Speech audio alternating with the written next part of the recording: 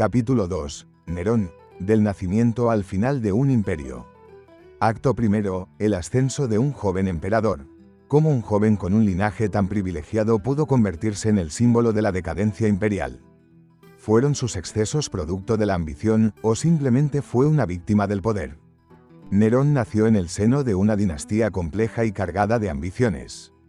Su madre, Agripina la Menor, fue una figura clave en su ascenso al trono, manipulando el entorno político para asegurar su posición como emperador a la temprana edad de 16 años. Al principio de su reinado, Nerón estuvo rodeado de consejeros sabios como Séneca, quien intentó guiarlo hacia una administración racional.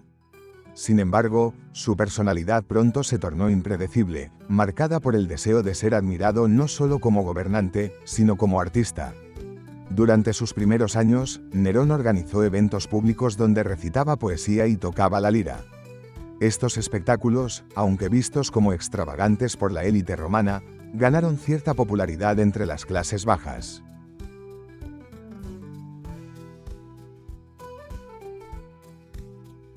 Roma, la capital del mundo, una ciudad de 1 millón de habitantes, pero también un laberinto de madera, estrechas calles y mercados abarrotados. ¿Qué pasaría si el fuego tocara su corazón? En el año 64 después de Cristo, Roma no era aún la ciudad de mármol y grandeza que imaginamos hoy. Más allá de los palacios y templos, la mayoría de sus barrios estaban construidos de madera, con callejones angostos y casas apiñadas. En los barrios más pobres, como el Subura, vivían decenas de miles de personas en insulae, edificios de apartamentos frágiles y mal construidos. El comercio era el alma de la ciudad. Pequeños mercados callejeros ofrecían pan, especias, vino y carne, mientras artesanos, esclavos y comerciantes llenaban las calles con gritos y regateos. Pero Roma también era un polvorín, las antorchas iluminaban las noches, las cocinas de leña ardían sin control y el viento podía avivar cualquier chispa. Un romano promedio vivía en condiciones precarias, en habitaciones sin ventanas, con acceso limitado al agua y con estructuras tan inestables que los derrumbes eran frecuentes. Y, lo peor de todo, casi no había medidas contra incendios.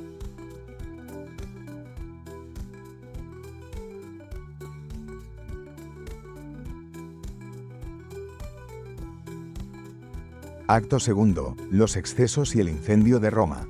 ¿Fue Nerón realmente el culpable del gran incendio de Roma? ¿O simplemente fue una víctima de las intrigas y rumores que lo rodeaban?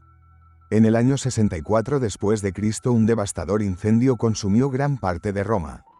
Aunque las causas exactas nunca se esclarecieron, muchos culparon a Nerón, acusándolo de haber iniciado el fuego para construir su soñado Domus Aurea, un opulento palacio que reflejaba su ambición desmedida. La respuesta de Nerón al desastre solo aumentó las sospechas. Organizó conciertos y banquetes en medio de las ruinas, mientras dirigía brutales persecuciones contra los cristianos, a quienes señaló como culpables del incendio. Se dice que Nerón, durante el incendio, recitó versos mientras contemplaba las llamas desde una colina cercana. Este acto, real o ficticio, se convirtió en un poderoso símbolo de su desconexión con el pueblo.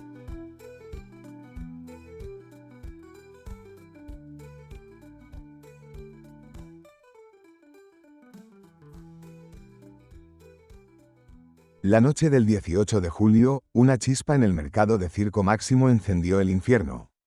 ¿Fue un accidente o un acto premeditado?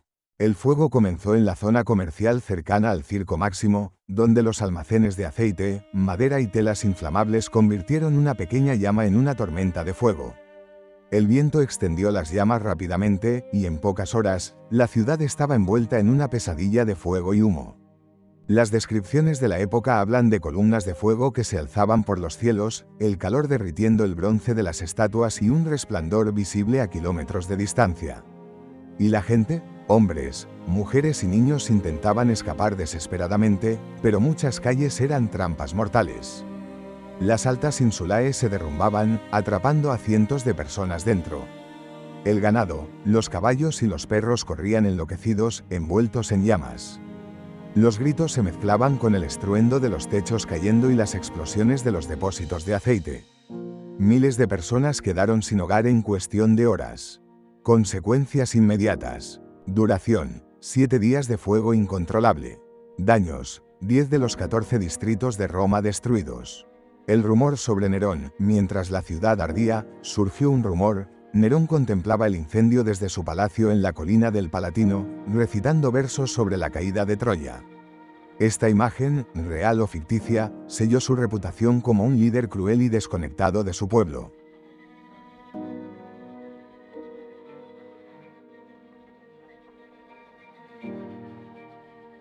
¿Cómo respondió Nerón al desastre? ¿Intentó ayudar o solo pensó en su gloria? Su respuesta inmediata, tras el incendio, Nerón tomó medidas rápidas, abrió jardines imperiales para los sin techo y ordenó construir nuevos barrios con calles más anchas y edificios de piedra. Pero también culpó a los cristianos, desatando una de las primeras grandes persecuciones contra ellos. La ciudad fue reconstruida, pero no para el pueblo, sino para su propio sueño de grandeza. En las ruinas del incendio, mandó edificar su ambicioso Domus Aurea, un palacio dorado con lagos artificiales y salas revestidas en oro. Nerón no fue un emperador convencional. Su obsesión no era gobernar, sino ser adorado como artista. Se veía a sí mismo como un poeta, un músico, un actor. Su ego no conocía límites. Algunos historiadores creen que padecía rasgos de personalidad narcisista y antisocial, con una necesidad constante de atención y una incapacidad para sentir empatía real. Su vida estaba rodeada de excesos, organizaba espectáculos donde obligaba a los senadores a aplaudir sus actuaciones. Mató a su madre, Agripina, y a su esposa Popea Sabina, sin mostrar remordimiento. Pero Roma no olvidó. 4 años después del incendio, el Senado lo declaró enemigo público.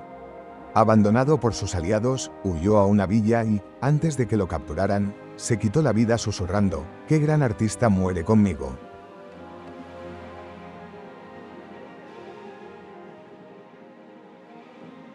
Cristianos bajo Nerón. Tras el incendio de Roma, la ciudad ardía, pero también la ira del pueblo. Se buscaban culpables. Y Nerón encontró el blanco perfecto: los cristianos. El cristianismo era una religión aún pequeña en el siglo I, pero ya causaba desconfianza. Rechazaban a los dioses romanos, hablaban de un único Dios invisible y realizaban rituales en secreto. Para muchos, eran una secta peligrosa. Nerón los culpó del incendio, desatando una persecución brutal. Miles fueron arrestados, torturados y ejecutados. Algunos fueron crucificados, otros arrojados a las fieras en el Coliseo. Se dice que Nerón usó cristianos vivos como antorchas humanas para iluminar sus jardines por la noche.